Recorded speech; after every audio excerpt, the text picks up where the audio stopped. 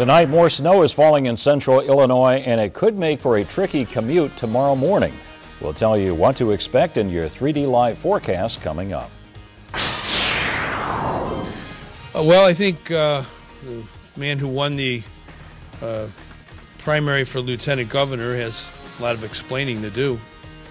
Scott Lee Cohen drops out of the lieutenant governor's race after coming under fire last week. Now Governor Quinn says anyone interested in the job should speak up. Unfortunately, I think it's going to continue and potentially get a lot worse for the people of Haiti.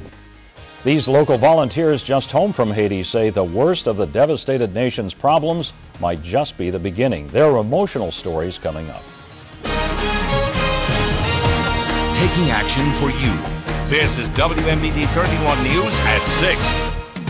Overnight snowfall could make driving dangerous tomorrow. Good evening, I'm Bob Larson. And I'm Meg Marshall. Most of our viewing area is under a winter storm warning. Several inches of snow are expected, and winds could make things even worse. And meteorologists Marcus Bailey and Brandon Arnold are tracking conditions tonight. Marcus in the 3D Live Weather Center, and Brandon and Marcus are both following the storm. Marcus, what exactly should we expect? Well, we can expect some tricky conditions, and it really starts, Bob and Meg, later on this evening and then heading into the overnight as well and into tomorrow morning, just in time for that morning drive. I-74 in Fond du Lac, where we've already picked up around a little over an inch here in Peoria officially from the snow that we've had this afternoon, but roads aren't too bad yet. They will start to get a little bit worse as we head later on into the evening. Winter storm warnings for much of central Illinois except for our southwestern counties until Wednesday, and X-Vision showing some of that snow. The darker blues you can see in northern portions of Logan County is what we're indicating,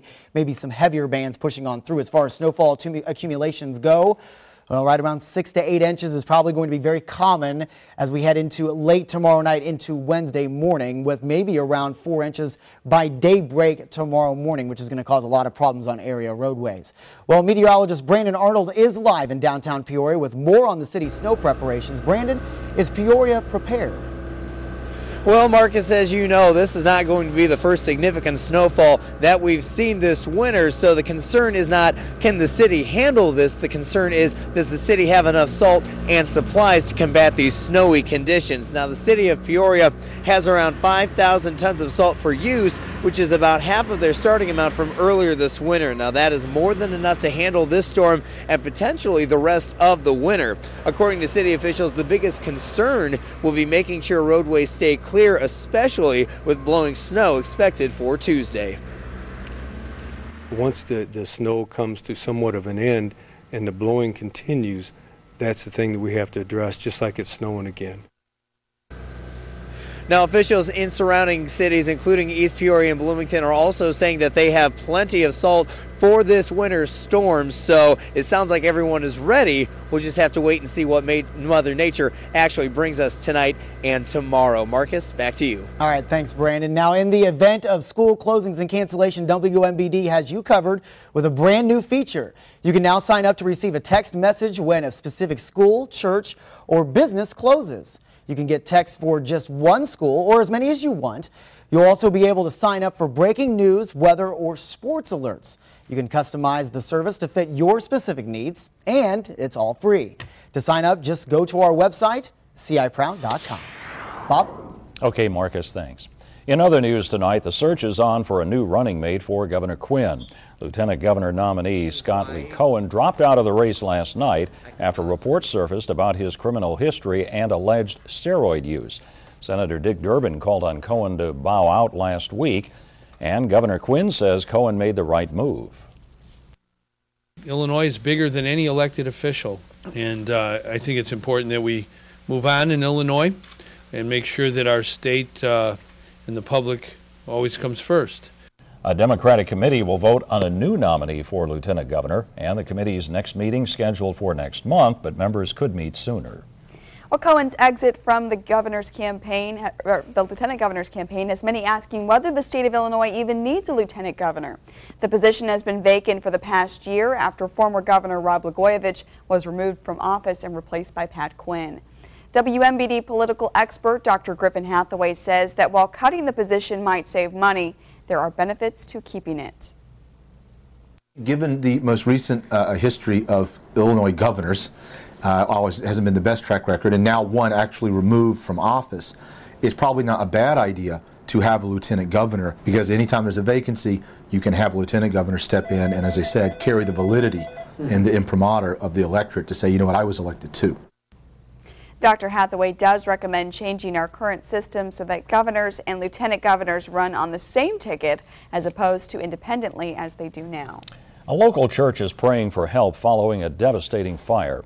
Crossroads Chapel on Bloomington's west side went up in flames early Friday evening. Most of the building was destroyed, while other parts sustained heavy smoke and water damage. The church is now asking for donations like office supplies and other basic items. The church pastor says the congregation is already trying to start over.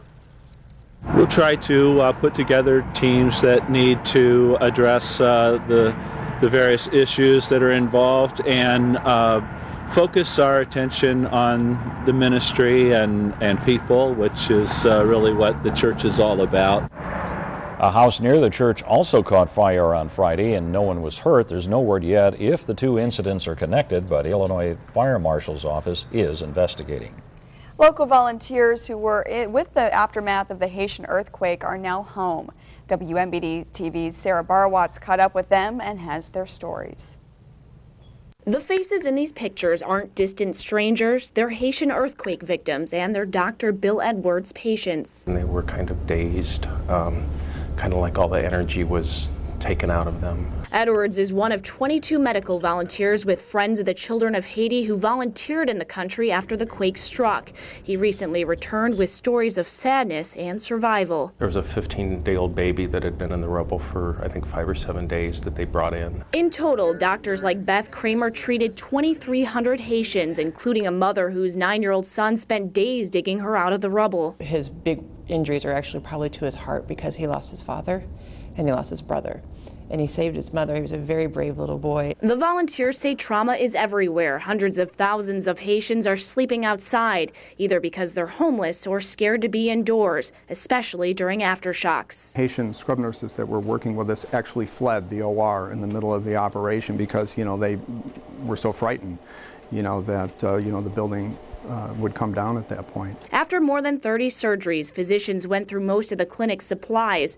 Doctors now hope Peoria won't forget the growing need overseas. Potentially get a lot worse for the people of Haiti as a country of very limited resources on a good day, let alone after an earthquake. But the medical volunteers say they're not giving up. They're planning another trip in March.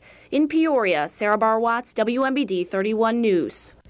Friends of the Children of Haiti need donations to buy more medical supplies. If you'd like to give, we have a link on our website, ciproud.com. It could be something in your house that's hurting your family and you might not even know about it. Coming up, find out what experts call the silent killer and how to tell if you're at risk. And Central Illinois is under a winter storm warning. Marcus has your full 3D live forecast when WMBD 31 News at 6 continues.